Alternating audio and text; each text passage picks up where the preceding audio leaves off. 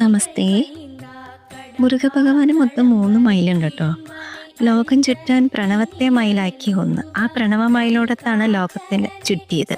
ആ മയിലിനെ പറയുന്ന പേരാണ് മന്ത്രമയിൽ.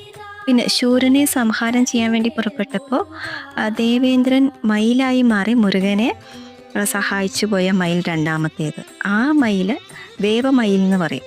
അടുത്തത് അസുരനെ സംഹാരം ചെയ്ത ശേഷം ശൂരൻ കോഴിയായും മയിലായും മാറി മയിൽ. ആ മയിലിനെ പറയുന്ന പേരാണ് അസുരമയിൽ. അങ്ങനെ 3 മയിൽപ്പുറത്ത് കയറി വരുന്ന ഭഗവാനാണ് കേട്ടോ മുരുകൻ. അതിലുപരി നമ്മുടെ മനസ്സിനെയും നമ്മൾ മയിലിനെ പോലെ സങ്കല്പിച്ച് ഭഗവാനെ താങ്ങി നിർത്താനുള്ള ആ ഒരു മനസ്സുണ്ടാവണം. എങ്കിൽ ഉറപ്പായിട്ടും നമ്മളുടെ അടുത്തും മുരുകൻ ഉറപ്പായിട്ടും വരും കേട്ടോ. ഉറപ്പായിട്ടും നമ്മളുടെ അടുത്തേക്ക് വിളിച്ചോളൂ, ആത്മാർത്ഥമായിട്ട് വിളിച്ചോളൂ, ഭഗവാൻ ഉറപ്പായിട്ടും വരും. ഓം ശരവണ ഭവ.